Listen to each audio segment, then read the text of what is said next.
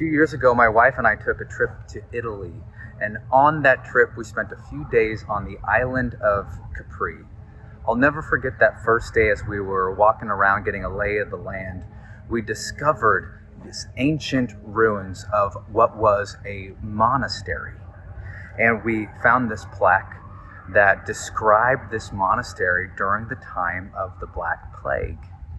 Evidently, what had happened was that once that disease was spreading itself across the island, that the monks in the monastery shut their gates from the rest of their community. They quarantined themselves from the people that were hurting and dying around them. And as an act of revolt for what the monks had done, the townspeople started hurling dead bodies over the walls and into the inner sanctum of the monastery. And that story has kind of come back up in my mind as I'm thinking about this time in history that we are living. What is our response as fellow human beings? What should our response be as Christians, as followers of the way of Christ?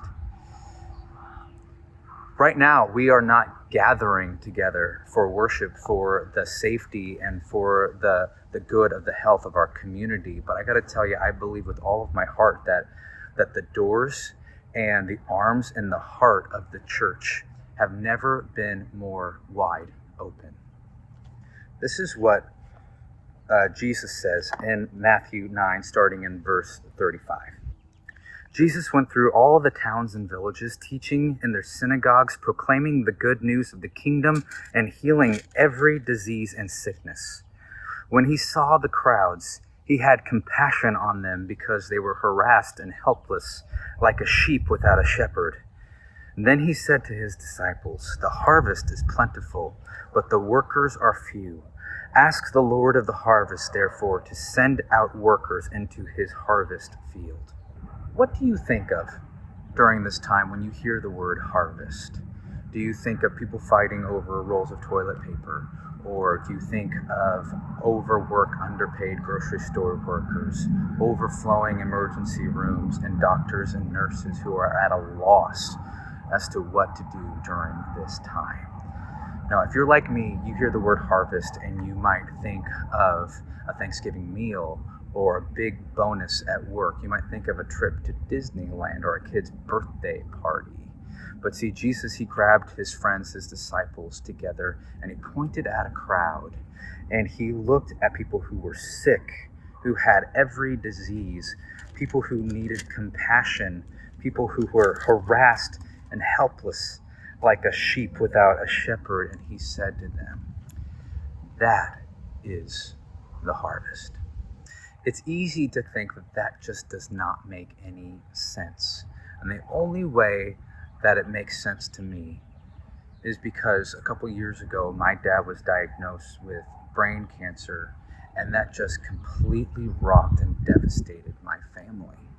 But during that time, we experienced a harvest of people who wrapped their arms around my family, around my parents, around my dad, and lifted us up in different ways so we could experience the love and the healing touch of Christ. So what do we do during this harvest time that we are experiencing right now? I have 3 thoughts for you. 1, we have to see the harvest. We have to put on the eyes of Christ to see the harvest that is in front of us. It doesn't make it less devastating, but it does mean that God is working. Number 2, ask the Lord of the harvest to send us out into the field to do his kingdom work. And that is going to look differently for all of us, depending on what is appropriate and what is safe for you to do. It could mean that you get involved with some of our COVID-19 relief initiatives. It might mean that you donate money or food to our food pantry. It could mean, and this is something that I think is the most powerful thing that we can do right now, that is you can call someone, you can write a letter to encourage someone. To encourage literally means to impart courage to another person. And number 3, remember that this is the Lord's harvest. He is sovereign. He is in control. And He will see all of this to completion. I want you to take a few moments right now and ask the Lord of the harvest to fill your mind, your imagination, and to open your eyes to the things that He is calling you to do right here, right now, in this time in history. Summer and winter, springtime and harvest, sun, moon, and stars in their courses above, join with all nature in manifold witness to thy great faithfulness, mercy, and love. Great is thy faithfulness, great is thy faithfulness. Morning by morning, new mercies I see.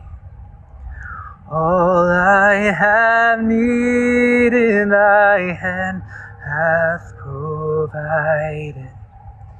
Great is thy faithfulness, Lord,